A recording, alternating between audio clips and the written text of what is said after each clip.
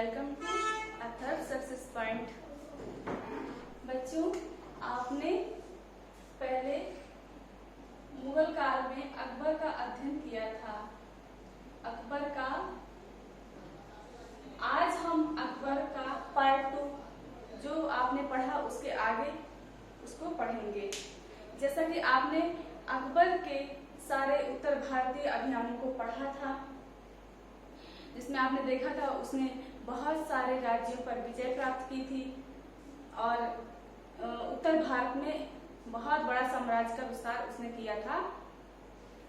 भारत में, पूरे भारत में और उत्तर पश्चिम में अफगानिस्तान के काबुल तक, उत्तर में कश्मीर तक और नीचे बरार तक और पूर्व में बंगाल बिहार तक उसने चारों तरफ युद्ध में जीत हासिल की थी। इसके बाद उसने दक्षिण में विजय अभियान प्रारंभ किया।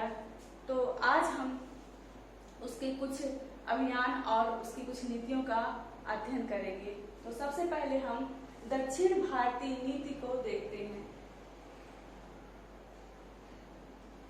दक्षिण अभियान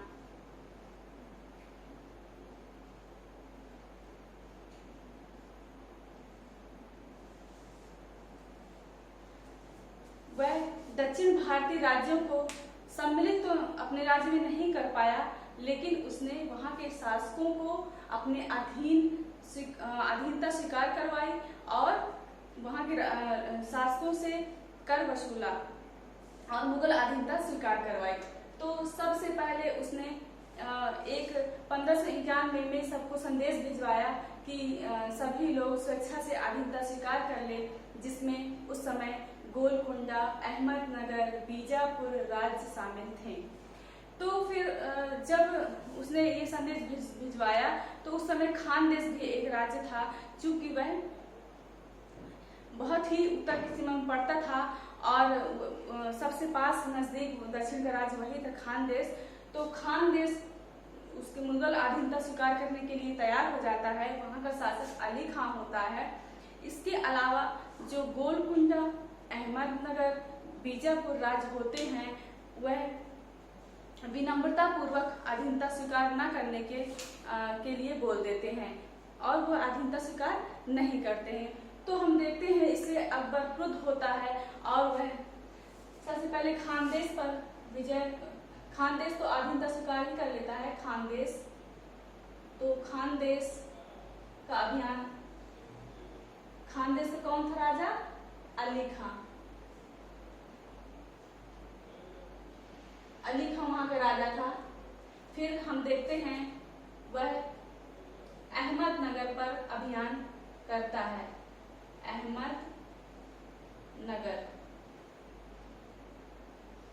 अहमदनगर अभियान में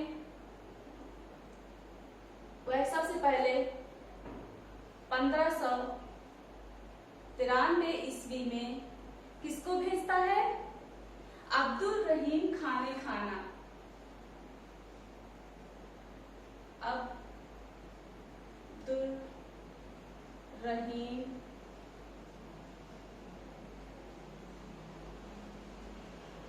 खाने खाना, अब्दुल रहीम खाने खाना और मुराद,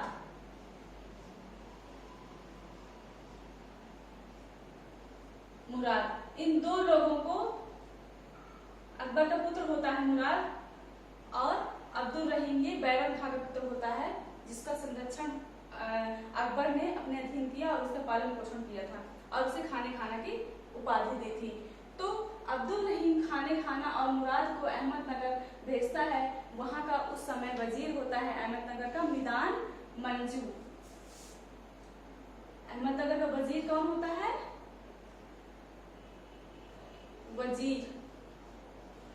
वजीर होता है मिदान मंजू।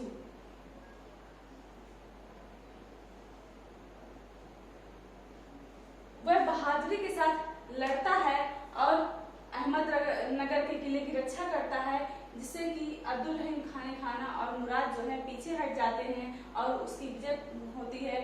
फिर दोबारा आक्रमण करता है। इसके बाद फिर इन दोनों को भेजता है कौन?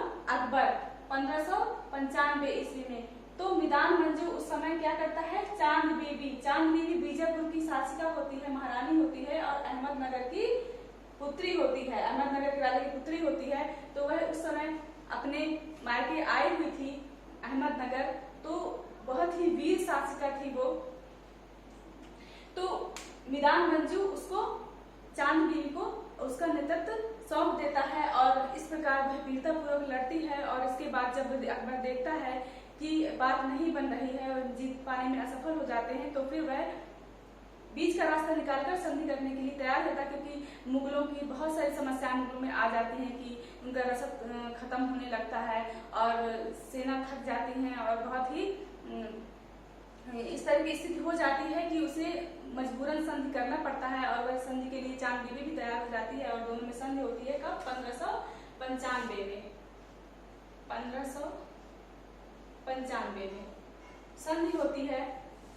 इसके बाद हम देखते हैं 1595 में संधि हो जाती है। इसके बाद फिर धीरे धीरे मिदान मंजू जो है बरार का प्रदेश उसे इस संधि के द्वारा क्या किया जाता है? बरार का प्रदेश उसे अकबर को दे दिया जाता है और कुछ धन दे दिया जाता है।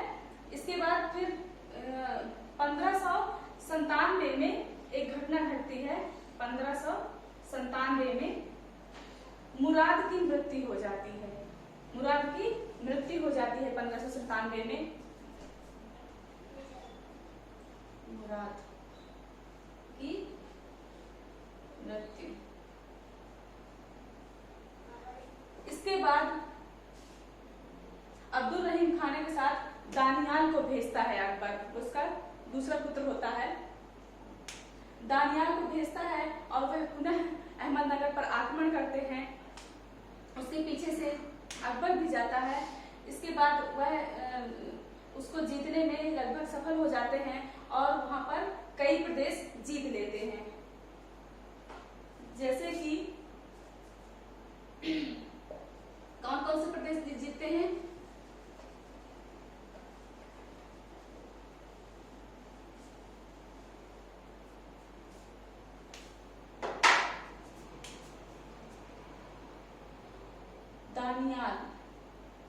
दानियाल को अकबर भेजता है।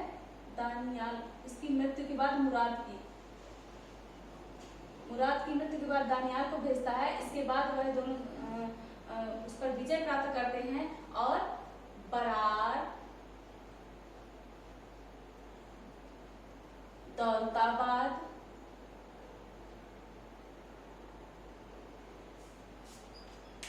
आपको दिख नहीं रहा होगा यहाँ पर, इसलिए हम दूसरी जगह इसको लिखते हैं।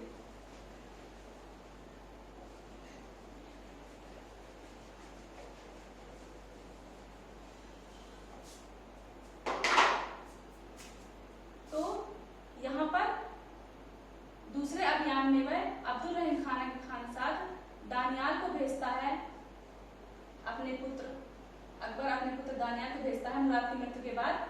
और फिर इसके बाद वह दोनों अब्दुल रहीम खाना और दानियाल दोनों मिलकर इस अभियान को सफल बनाते हैं और वह बरार, दौलताबाद का किला, दौलताबाद और अहमदनगर का किला,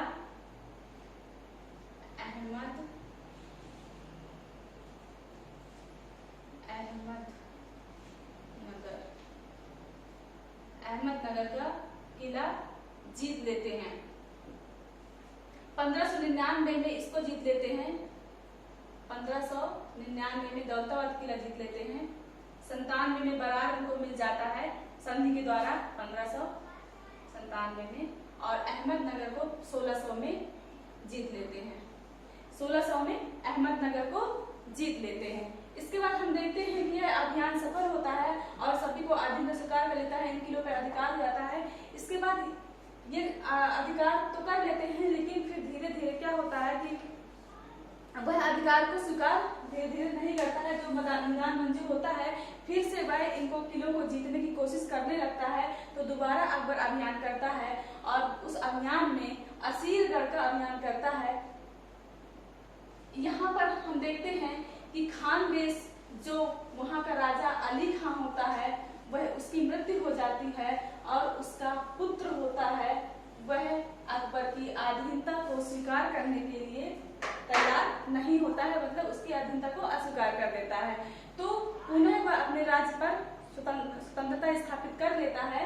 तो खानदेश में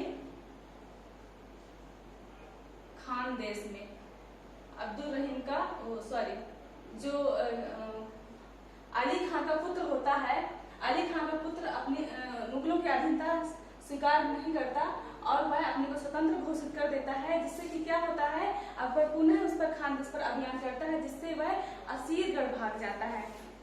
कहाँ पर? असीरगढ़ भाग जाता है उसका पुत्र और फिर वह असीरगढ़ का अभियान करता है अकबर। असीरगढ़ का अभियान अकबर का अंतिम अभियान होता है। यह अभियान 1601 ईस्वी में होता है। असीरगढ़ का अभियान बहुत ही महत्वपूर्ण अभियान है और इसके बारे में कहा जाता है कि इस अभियान में अकबर ने इसको सोने की कुंजियों से इसके द्वार खोले, क्योंकि यहाँ से बहुत सारा धन प्राप्त होता है और वह इसको कपट पूर्वक जीतते नहीं है, कपट पूर्वक वहाँ के सेनापति को मिला लेता है, उसको धन देकर इसको किले को प्राप्त कर लेता है असीरगढ़ के। तो यह इस अकबर का कौन सा अभियान होता है? अंतिम अभियान होता है। अगर आपसे क्वेश्चन पूछे कि अंतिम अभियान अकबर का कौन सा था, अकबर का अंतिम अभियान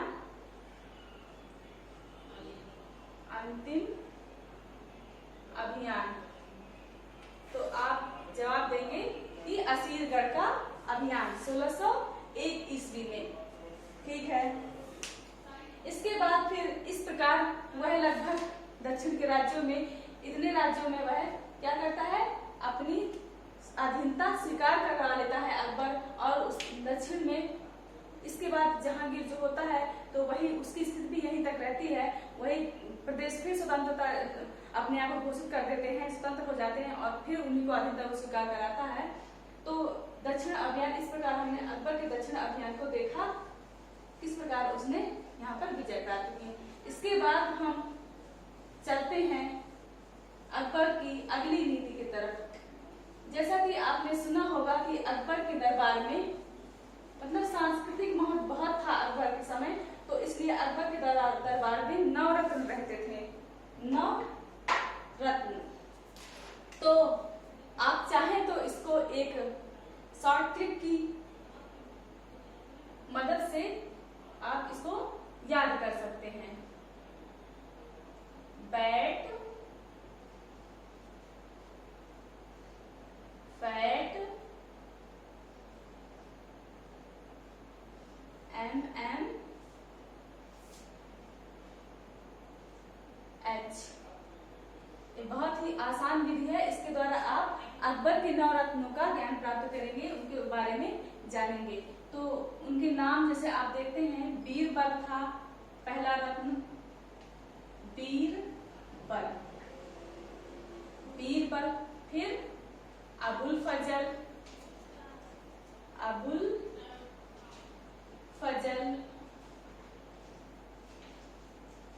बीरबल, अबुल फजल, फिर टोडरमल।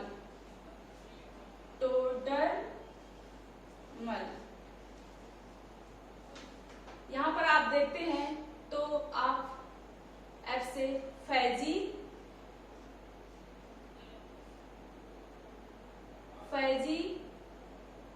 फिर इसके बाद आप देखेंगे अब्दुल रहीम खाने खाना, अब्दुल रहीम खाने खाना। इसके बाद आप देखेंगे आ से फैजी, अब्दुल रहीम खाने खाना और फिर तान सेन, इसके बाद MMH मान सिंह, सिंह,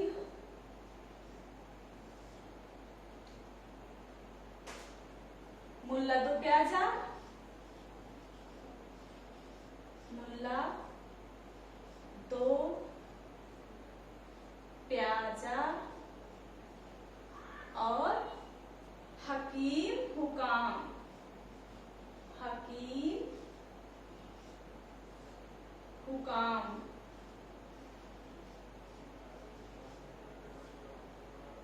1 2 3 4 5 6 7 8 9। ये अकबर के 9 रत्न थे। तो आपने देखा कि इन 9 रत्नों का अकबर के दरबार में बहुत ही महत्व था और ये बहुत ही इनकी अलग अलग विशेषताएं थी और अकबर के अलग अलग इनमें योगदान थे अकबर के समय में। और फिर जिसमें कि सबसे पहले आप देखते हैं बीरबल होता है, तो आप जानते हैं कि वह अपनी वाक्पटुता के लिए प्रसिद्ध था बीरबल। और बीरबल को अकबर ने किसकी उपाधि दी थी? कवि प्रिय की उपाधि दी थी। तो हम बारी बारी से एक एक के बारे में जानेंगे। कवि प्रिय की उपाधि दी थी बीरबल ने इसको, अकबर को, सॉरी अकबर ने बीरबल को कवि प्रिय, बीरबल कवि प्रिय की उपाधि दी थी। और वह उसने बहुत से अभियानों में भाग लिया था अकबर के समय। और पश्चिमोत्तर सीमा प्रांत का एक अभियान था जिसमें यूसुफ जाइयों के विरुद्ध वहां के कबीलाई जो जनजातियां थी उनके विरुद्ध अभियान किया था बीरबल ने, और वहीं पर उनकी मृत्यु हो गई थी युद्ध के दौरान। वो वीरगति को प्राप्त हुए थे। तो बीरबल के बाद आप देखते हैं कि दूसरे नंबर पर उनके 9 रत्न थे फैजी। फैजी अकबर के समय का राजकवि था। और फैजी जो थे राजकवि होने के साथ साथ उन्होंने बहुत सारे उसमें ग्रंथों की भी रचनाएं, मतलब फारसी अनुवाद किया है। जब अकबर ने अनुवादशाला स्थापित करवाई थी तो बहुत सारे फारसी, हिंदी, संस्कृत ग्रंथों का फारसी में अनुवाद किया था, तुर्की से फारसी में अनुवाद करवाया था। तो ये फैजी उस समय ये काम किए थे। फिर अबुल फजल थे। तो अबुल फजल उनके बहुत ही प्रमुख मित्र थे, 9 रत्नों में शामिल थे। और अबुल फजल जब अकबर ने दीन इलाही नामक संस्था की स्थापना की थी तो अबुल फजल का इसका मुख्य व्यक्ति बनाया था। फिर इसके बाद अब्दुल रहीम खान को देखते हैं। तो ये बैरम खान का पुत्र होता है। जब बैरम खान की मृत्यु जाती है तो इसको संरक्षण मिलने के इसके पुत्र की भांति इसका पालन पोषण करता है, इसको खाने की बात देता है।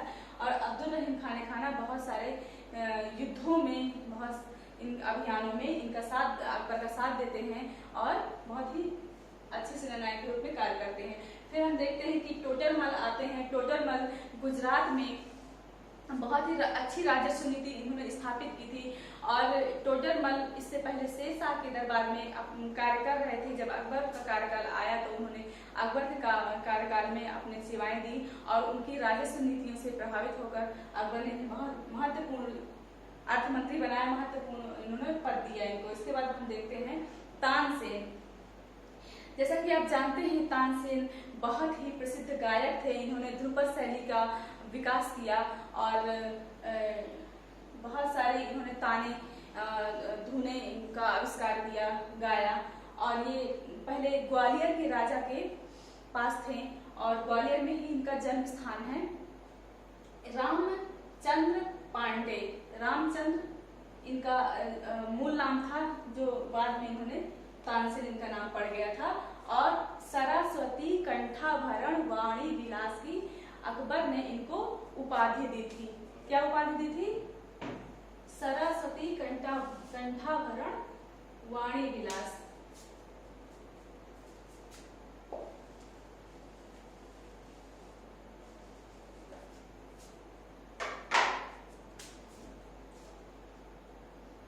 सरस्वती कंठाभरण वाणी विलास। बड़ी उपाधि थी ये, जैसा कि आप लेख में ही देख रहे हैं कितना बड़ी उपाधि है। तो ये उपाधि इनको मिली हुई थी और यह बहुत ही अच्छे गायक थे तानसेन, और युद्धों में भी इन्होंने भाग लिया था। इसके बाद मान सिंह आते हैं। मान सिंह कछवाहा राजपूत थे और इन्होंने सेनापति के रूप में बहुत ही अच्छा कार्य किया था। बहुत सैनिक अभियानों में, काबुल अभियान हो गया और हल्दी घाटी का जब युद्ध हुआ था उस अभियान में, और बहुत सारे अभियानों में, उड़ीसा के अभियान में, बहुत सारे अभियानों में इन्होंने भाग लिया था और उसमें सफलता प्राप्त की थी और बहुत ही महत्वपूर्ण पद इनको प्राप्त था। एक कछवाहा, इनकी बहन अकबर को ब्याही थी और इनके पिता और ये स्वयं सेनापति के रूप में मान सिंह अकबर के दरबार में कार्य कर रहे थे। इसके बाद हम देखते हैं मुल्ला दो प्याजा और हकीम हुकाम। मुल्ला दो प्याजा जो थे ये भी जो है बीरबल की तरह मुल्ला दो प्याजा भी बागपट्टा के लिए प्रसिद्ध थे, और हकीम हुकाम जो थे उस समय मीर ए सामा जो गृह विभाग था, मीर ए सामा,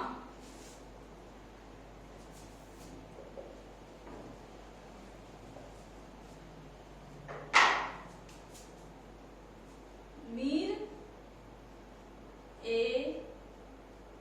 सामा एक गृह विभाग था जहां पर मुगल दरबार के जो गृह विभाग जितने भी घरेलू आवश्यकताएं की चीजें होती थी वहां मुगल दरबार की तो वो सभी क्या यहीं पर बनती थी। तो उनके इंचार्ज कौन थे? ये हकीम हुकाम, ठीक, अकबर के समय। तो ये इनके मेन मेंबर थे और इस प्रकार हम देखते हैं कि सबका भी बहुत महत्वपूर्ण योगदान था। ये दरबारी नवरत्न कहे जाते हैं। इस प्रकार हमने नवरत्नों के बारे में जानकारी प्राप्त की। अब देखते हैं अकबर की कुछ प्रमुख नीतियां, जिनमें सबसे पहले उसकी धार्मिक नीति देखते हैं। अकबर की धार्मिक नीति,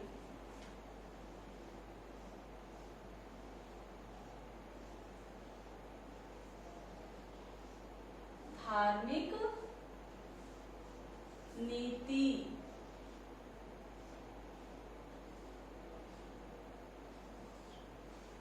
अकबर प्रथम मुगल सहिष्णु शासक था जिसने कि सभी धर्मों के साथ सहिष्णुता का परिचय दिया, और उन्होंने अकबर ने इसके लिए बहुत सारे प्रयास किए, सामाजिक बुराइयों को दूर किया उन्होंने, और एक बहुत सारी संस्थाओं का भी स्थापना की। तो एक के बाद एक हम इसका अध्ययन करेंगे।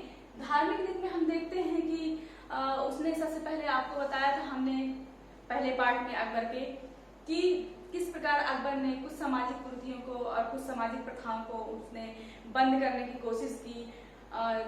सबसे दास प्रथा बंद की 1562 में, 63 में तीर्थ यात्रा कर को समाप्त किया, 1564 में जजिया कर को समाप्त किया। इसके बाद उसने 16 वर्ष से कम आयु के लड़कों और 14 वर्ष से कम आयु की लड़कियों की शादी के पर प्रतिबंध लगाने की कोशिश की, सती प्रथा पर प्रतिबंध लाने की कोशिश की, वैश्याओं को नगर से बाहर रहने की इजाजत दी, और इस प्रकार उसने बहुत सारे सामाजिक कुप्रथाओं को दूर करने का प्रयास किया।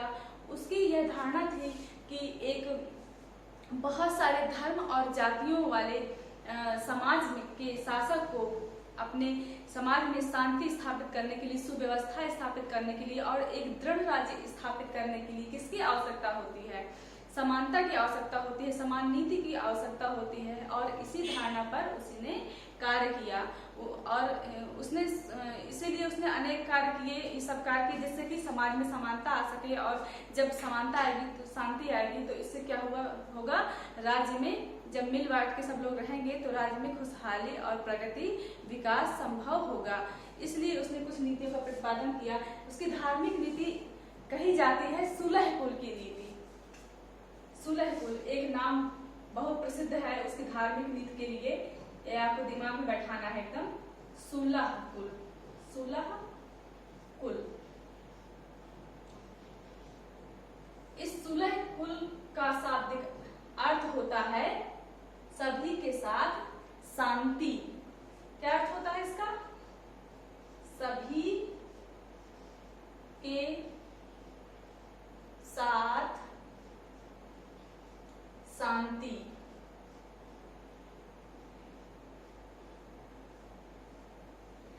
सभी के साथ शांति, यह व्यवहार सुलह की कुल की नीति कहलाती है। और इसी सुलह कुल की नीति के आधार पर उसने जितने आचरण किए सुलह कुल की नीति के आधार पर ही किए, और उसको खुद ने भी ढालने की कोशिश की। जिस प्रकार उसने जनता के लिए नियम बनाए उस प्रकार उसने स्वयं में भी इस प्रकार का परिवर्तन किया। तो हम देखते हैं कि सभी के साथ शांति स्थापित करने का प्रयास उसने किस प्रकार किया। सभी को समान नीतियां बनाने की कोशिश की, सभी के साथ एक समान कर व्यवस्था लागू किया, एक समान सभी राज्य में किसी प्रकार का भेदभाव पदों के लिए नहीं किया, सभी को उसकी योग्यता के आधार पर पद देने का प्रयास किया, और कई भी कार्य किए उसने। और वह इसी धार्मिक शांति के लिए उसने सबसे पहले क्या किया था,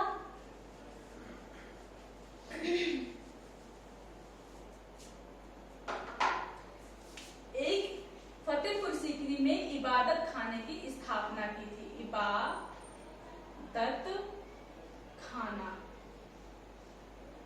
कहां पर? 1575 में की थी। 1575 में उसने इबादत खाने की स्थापना की थी, और इस इबादत खाना कहाँ स्थापित किया था? फतेहपुर सीकरी में। फतेहपुर सीकरी आगरा के पास कुछ किलोमीटर दूर में एक सीकरी गांव था, जो गुजरात विजय अभियान के बाद उसने उसको फतेहपुर सीकरी नाम दिया था अकबर ने। तो इस प्रकार उसने फतेहपुर सीकरी में इबादत खाने की स्थापना की, और उसमें केवल उस समय किसको? 2 मुस्लिम मुल्लाओं मौलवियों को उसने निमंत्रण दिया धार्मिक वार्ता और चर्चा परिचर्चा के लिए। तो क्या हुआ, उसने अब्दुल नबी को, मौलाना अब्दुल्ला को निमंत्रित किया। वो दोनों लोग धार्मिक चर्चाएं करते थे, और चर्चा करते करते ही एक दूसरे से खुद सहमत नहीं हो पाते थे और लड़ने लगते थे। अकबर ने ये सब देखा और उसे बहुत दुख हुआ, और फिर उसने मन में विचार किया कि अब वह सभी धर्मों के लोगों को निमंत्रण देगा, क्योंकि वह सत्य को और ईश्वर को जानने की इच्छा रखता था। इसलिए उसने धर्मों की सत्यता को जानने के लिए, ईश्वर को जानने के लिए उसने सबसे पहले तो अपने धर्म के मौलवियों और मुल्लाओं को बुलाया। लेकिन जब उसने देखा कि उनका व्यवहार देखा तो वह बहुत ही क्रोधित हुआ और दुखी हुआ, और उसने सभी धर्मों के लोगों को बुलाया। इस प्रकार 1578 में उसने इबादत खाने के द्वार को सभी के लिए खोल दिया। तो 1578 में उसने सभी धर्मों के लोगों को निमंत्रण दिया।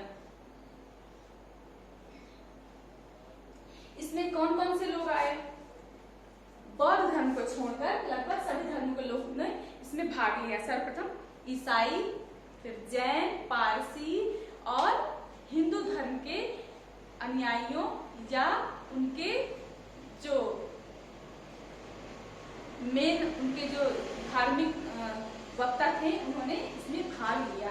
तो जैसे कि हम देखते हैं कि ईसाई धर्म के लोगों को उसने अकबर ने बुलाया, तो ईसाई धर्म के लोग आए और वह उनको अकबर को प्रभावित करने की कोशिश करने लगे। अकबर ने उनसे प्रभावित भी हुआ, लेकिन उन्होंने ईसाई धर्म लोगों की मानसिकता उनकी ये थी कि अकबर ईसाई धर्म को स्वीकार कर ले, लेकिन अकबर ने ऐसा नहीं किया।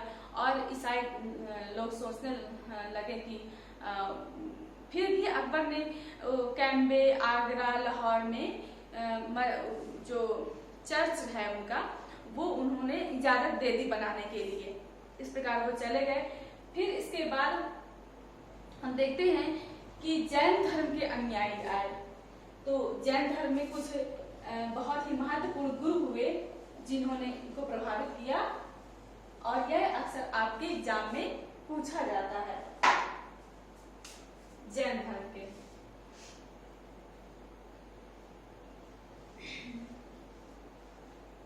तो कौन थे? सबसे पहले जैन धर्म के हरि विजय सूरी, हरि विजय सूरी, हरि विजय सूरी, जिनचंद्र सूरी, जिनचंद्र सूरी,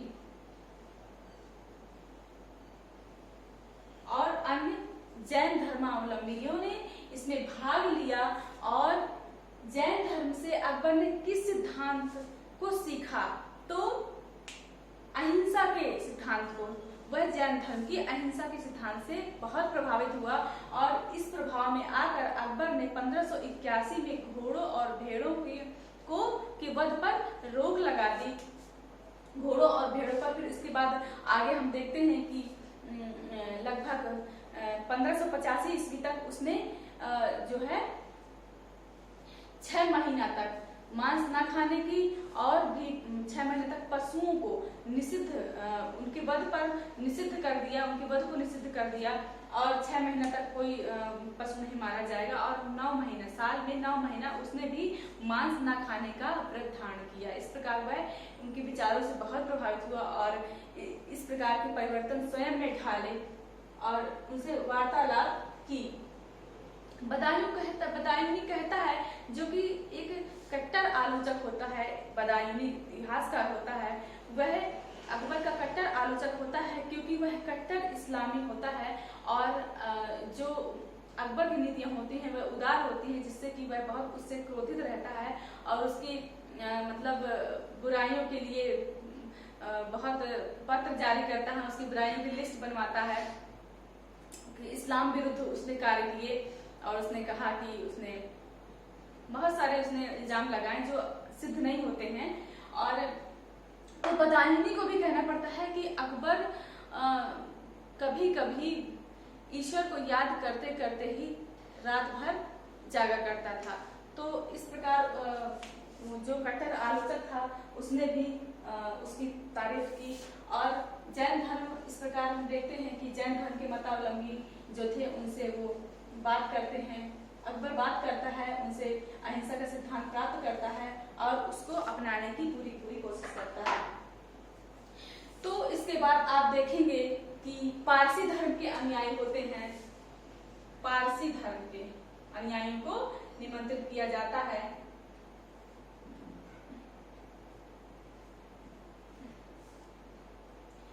इसमें होते हैं दस्तूर जी, मेहर जी, दस्तूर जी, मेहर जी। ये गुरु होते हैं। और पारसी धर्म से अकबर क्या सिद्धांत प्राप्त करता है?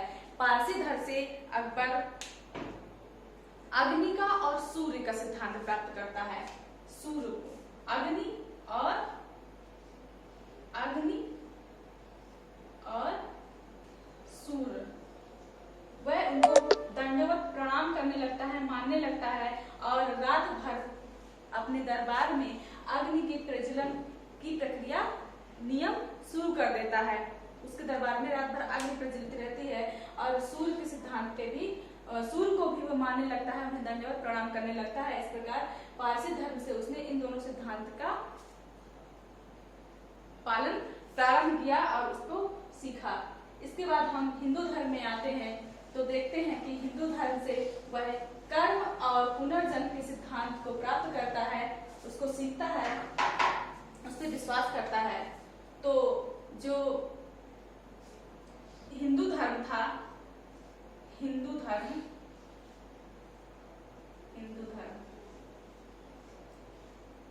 इसके धर्मानुयायी कौन होते हैं? जो गुरु होते हैं वो होते हैं पुरुषोत्तम और देवी। पुरुषोत्तम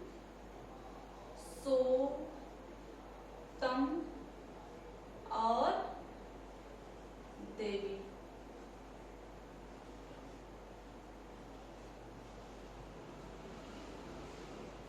हिंदू धर्म से कर्म का सिद्धांत और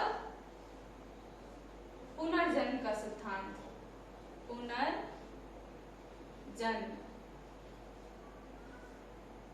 कर्म और पुनर्जन्म का सिद्धांत सीखता है और पुरुषोत्तम और देवी से भी वार्तालाप करता है और उनसे इस सिद्धांत को प्राप्त करने के बाद वह इसको मानने लगता है। और जिसका हमको देखने को मिलता है कि जब उसकी माँ होती हैं हमीदा बानो बेगम जो उनकी माँ होती हैं अकबर की, जब उनकी मृत्यु हो जाती है तो वह हिंदू धर्म के रीति रिवाज के अनुसार अपने बालों को, अपने सरों को मुड़वाता है, जो कि मुसलमानों में ऐसा नियम नहीं होता है। तो इसी हिंदू धर्म के प्रभाव से में आकर वह ऐसा करता है। इस प्रकार आपने देखा कि विभिन्न धर्मावलंबियों को वह निमंत्रित देकर 1578 ईस्वी में इबादत खाने में चर्चा पर चर्चा करता है, उनसे वार्तालाप करता है, बहुत सारे सिद्धांतों को वह अमल में लाता है, उनको मानता है, लेकिन वह अपने धर्म को धारण किए रहता है। वह किसी धर्म का अनुयायी नहीं बनता है, बल्कि वह सभी धर्मों के सत्य को जानता है और वह अब मानने लगता है कि सभी धर्म में सत्य होता है और सभी धर्म में सत्य होता है। सब धर्म में को हमें राज्य में सभी धर्मों का पालन एक साथ एक समान देखना चाहिए, सभी और सभी के साथ एक नीति अपनाना चाहिए, सभी को एक नजर से देखना चाहिए और वैसे ही नियम कानून बनाने चाहिए। इस प्रकार से सभी धर्मों में विश्वास होता है। इस प्रकार उसकी धार्मिक नीति बहुत उदारता की नीति होती है।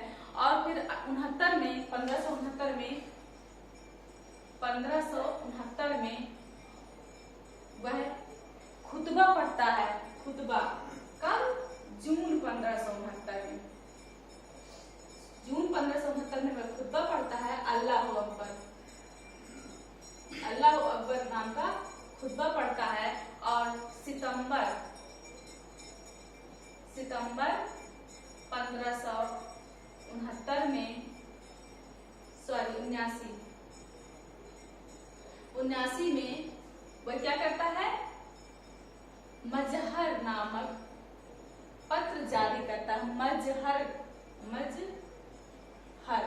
ये बहुत पूछा जाता है सबके मजहर एक घोषणा पत्र होता है जिसमें उसको धार्मिक जो नीतियां बनती हैं उसमें उसको अंतिम अधिकार प्राप्त होता है उसको पास करने का। उसमें अगर विवाद होता है तो अकबर को उसमें अंतिम अधिकार प्राप्त होता है। और मजहर नामक घोषणा के जो लिखा था तो उसको लिखने वाला कौन था? शेख मुबारक। कौन लिखता है मजहर को? शेख मुबारक।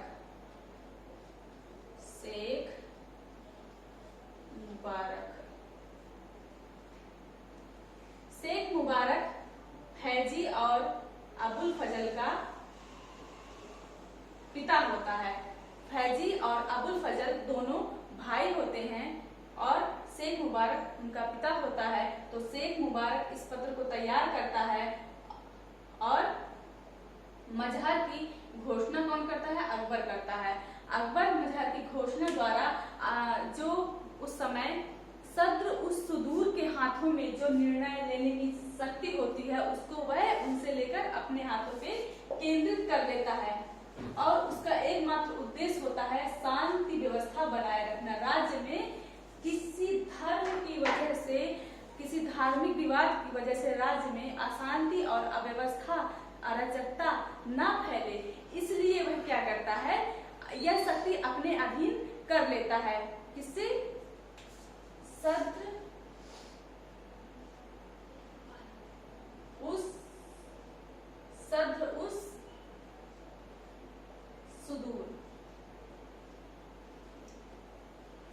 सुदूर कहिए या सद्र उस सद्र कहिए, दोनों एक ही बात है। तो सद्र उस सुदूर से जो एक धार्मिक अधिकारी होता है, धर्म के मामलों की वह सुनवाई करता है, उसके अधिकार को अकबर स्वयं धारण कर लेता है। और इस प्रकार कई लोगों ने इस मजहर की घोषणा के द्वारा अकबर की आलोचना भी की। बारतोली ने इसे दूरदर्शिता पूर्व धूर्तता कहा और जो स्मिथ होते हैं, अंग्रेज इतिहासकार स्मिथ होता है, तो वह इसे बहुत ही मतलब बेकार काम कहता है और स्मिथ इसकी आलोचना करता है। वो बोलता है कि वह देवत्व को प्राप्त करना चाहता था, खुदा बनना चाहता था, लेकिन ऐसी कोई बात नहीं है, क्योंकि राज्य में शांति बनाए रखना हर एक सम्राट या राजा का कर्तव्य होता है। और इस शांति और सुव्यवस्था के लिए, साम्राज्य की समृद्धि के लिए अकबर ने जो जो फैसला लिया इसी उद्देश्य से लिया था, इसलिए यह आलोचना व्यर्थ है। तो इस प्रकार हम देखते हैं कि उसने बहुत सारे सारी चीजें की और इसके द्वारा अपनी धार्मिक नीति को सफल बनाया।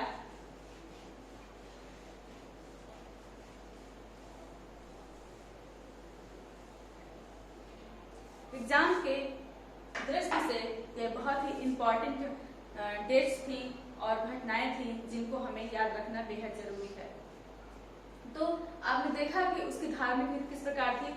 फिर इसके बाद जब उसे धार्मिक मामलों में अधिकार प्राप्त हो गया, फिर अंतिम पड़ाव पर वह आता है और अब वह देखता है और उसकी जरूरत महसूस करता है कि अब साम्राज्य के सभी लोगों को एकता के सूत्र में बांधने के लिए, इसके रूप को परिणित करने के लिए, इन सभी जो उन्होंने नियम बनाए उसको परिणित करने के लिए 1582 ईस्वी में दीन-ए-इलाही नामक संस्था की स्थापना की, जो कि बहुत ही इम्पोर्टेंट संस्था है, अक्सर एग्जाम में पूछ जाती है। 1582 में स्थापना की थी किसकी? दीन-ए-इलाही।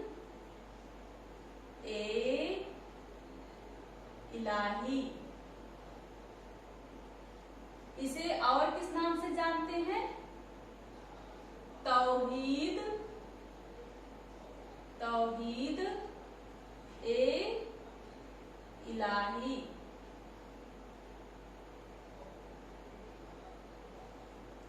दीन-ए-इलाही या तौहीद-ए-इलाही 1582 ईस्वी में इस संस्था की स्थापना करता है। इसे कोई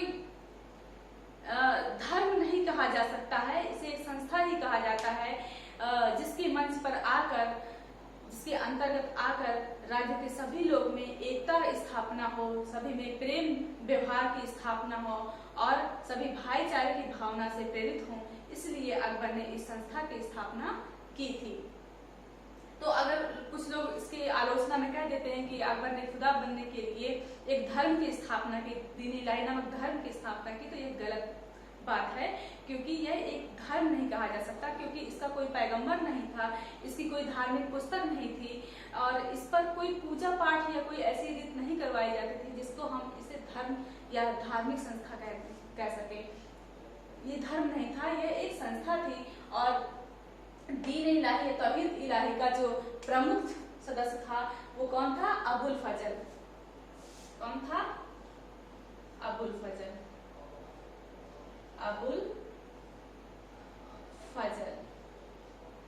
जो उसका परम मित्र था और नवरत्नों में एक था, आप पढ़ चुके हैं। तो अबुल फजल ने इस संस्था का जो है उसको हेड बनाया गया, प्रमुख व्यक्ति बनाया गया। यही सभी को यह जो है इस संस्था में भाग दिलाता था और अबुल फजल ने इसकी प्रशंसा की और कहा कि यह एक धर्म नहीं था। इस प्रकार इसमें कुछ नियम कानून थे, नियम थे बनाए हुए थे जिसका पालन करना लगभग जरूरी था और कुछ स्वैच्छिक था कि आप पालन कर सकते हैं।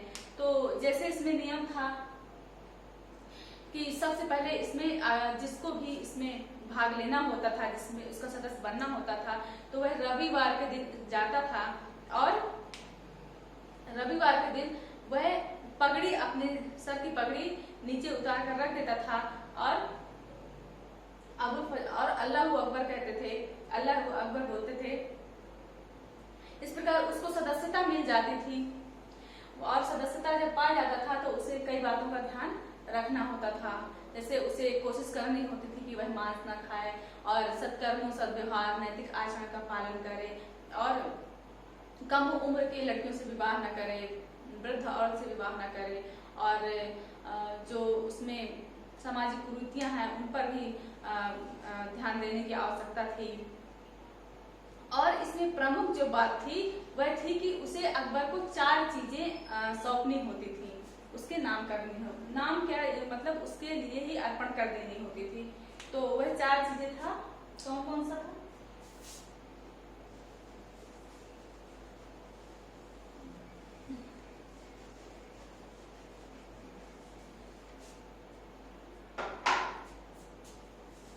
सबसे पहले था जीवन,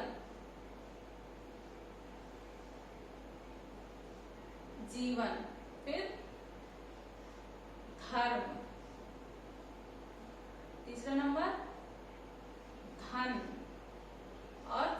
नंबर सम्मान।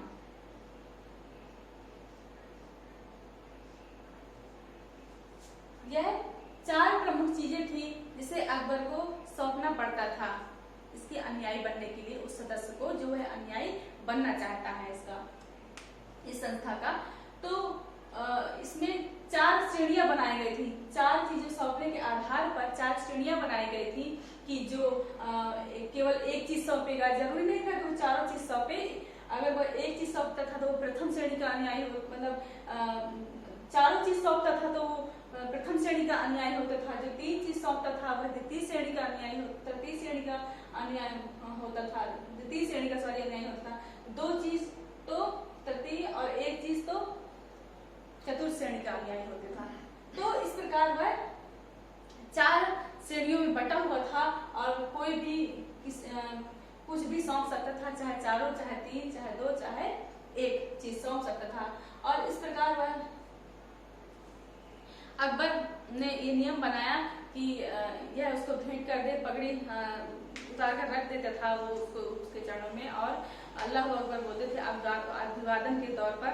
और इस प्रकार उसने मेल मिलाप बनाने की कोशिश की।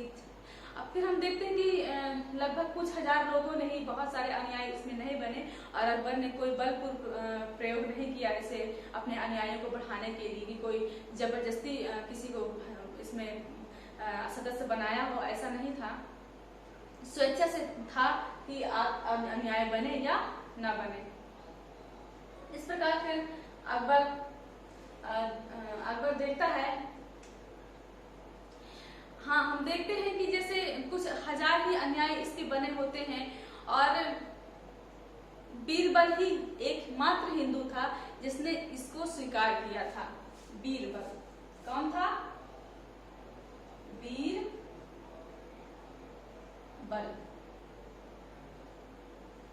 एकमात्र प्रतिष्ठित हिंदू था जिसने यह स्वीकार किया था। फिर इसके बाद मानसिंह और उसके जो पुत्र भगवान दास, जो उनके भगवान दास उनके जो पिता होते हैं, मानसिंह के पिता होते हैं, मानसिंह और भगवान दास, उनसे अकबर कहता है, लेकिन वह अस्वीकार कर देते हैं और वो कहते हैं कि हम सभी धर्मों को मानते हैं और उसी प्रकार हमें अपना हिंदू धर्म भी बहुत प्यारा है और हम, माफ कीजिएगा, हम इस धर्म को स्वीकार नहीं कर पाएंगे और इसको वह स्वीकार करने से इनकार कर देता है। लेकिन अकबर कोई जबरदस्ती नहीं करता, उनके साथ बाद में भी कोई दुर्व्यवहार नहीं करता कि वह अपनाते नहीं है धर्म को और वह कोई दुर्व्यवहार करे, जिससे क्या होता है कि अकबर स्वेच्छा से जो इसे अपनाते हैं वही क्या होते हैं, इसको अपना लेते हैं और इसमें किसी प्रकार की कोई जोर जबरदस्ती नहीं की जाती है।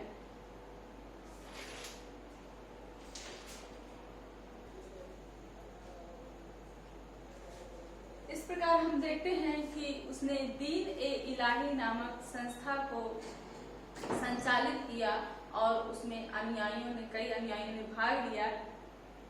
हालांकि ये बहुत कम चल पाया, कम लोगों ने स्वीकार किया, लेकिन फिर भी इसमें उसको बहुत प्रसिद्धि मिली और कुछ लोगों ने इसकी सराहना की और उसके अनुयायी भी बने। अकबर के धार्मिक नीति के क्रम में हमने कई चीजें पढ़ ली, कई चीजों का अध्ययन किया। जैसा कि आपने देखा क्या क्या कि उसने इबादत खाने की स्थापना की 1575 में, 1578 में सभी धर्मों के लोगों को, अनुयायियों को इसमें निमंत्रण दिया। 1579 में उसने खुतबा पढ़ा और 79 सितंबर 79 में ही उसने मजहर नामक घोषणा पत्र को जारी किया। तो हम देखते हैं कि उसने विभिन्न अपनी नीतियों द्वारा अपनी धार्मिक नीति का संचालन किया और इस प्रकार अपनी नीतियों के द्वारा ही उसने प्रसिद्धि की प्राप्ति की और एकता, साम्राज्य को एक सूत्र में बांधने और साम्राज्य को एक सूत्रों में बांध के दृढ़ करने, प्रतिष्ठित करने का उसने बहुत ही प्रयास किया। तो इस प्रकार उसकी धार्मिक नीति समाप्त होती है। तो आपने आज क्या पढ़ा, उसकी दक्षिण अभियान पढ़े, फिर अकबर के नवरत्न को पढ़ा, नवरत्न कौन कौन से थे, और उसकी धार्मिक नीतियों को आपने पढ़ा। फिर इसके बाद आप देखते हैं कि अकबर ने बहुत सारे सैन्य कार्य, बहुत सारे समाज जो उसके राजस्व सुधार थे उसे भी उसने किया। तो राजस्व सुधारों में और प्रशासनिक सुधार उसने किए, राज्यों का वर्गीकरण किया, राज्यों को कई भागों में बांटा और सुदृढ़ता उसमें स्थापित की। वहाँ उसने राज्य का अपने एक जो बाबर और हुमायूं नहीं कर पाए अपने जीवन में, वो अकबर ने किया कि उसे इतना समय मिल गया। सबसे ज्यादा कार्यकाल था उसका, लगभग 49-50 वर्षों तक उसका कार्यकाल था। तो उसको समय भी मिल गया इसके लिए। तो उसने इतने सारे राज्यों को जीता और इसके बाद उन पे शासन व्यवस्था भी अच्छे तरीके से स्थापित की। ये नहीं कि बाबर और हुमायूं तरह केवल जीत कर ही चले गए, उसमें शासन व्यवस्था स्थापित नहीं कर पाए। उनके इन अधूरों काम को किसने किया, अकबर ने पूर्ण किया। और इसके बाद हम देखते हैं कि जब अकबर ये सब अपने राज्यों में सुधार करता है तो हम देखते हैं कि राजस्व नीति उसको टोडरमल को सौंपी थी और टोडरमल ने उसकी राजस्व नीति को आगे बढ़ाया था। तो उसकी राजस्व नीति, उसके सैन्य कार्य, जो उसने मनसबदारी व्यवस्था स्थापित की थी, वह भी बहुत प्रसिद्ध है। मनसबदारी व्यवस्था को भी हम पढ़ेंगे। तो अगले पार्ट में अकबर के हम इनका विस्तार से अध्ययन करेंगे और इसके बारे में आपको समझाएंगे। धन्यवाद।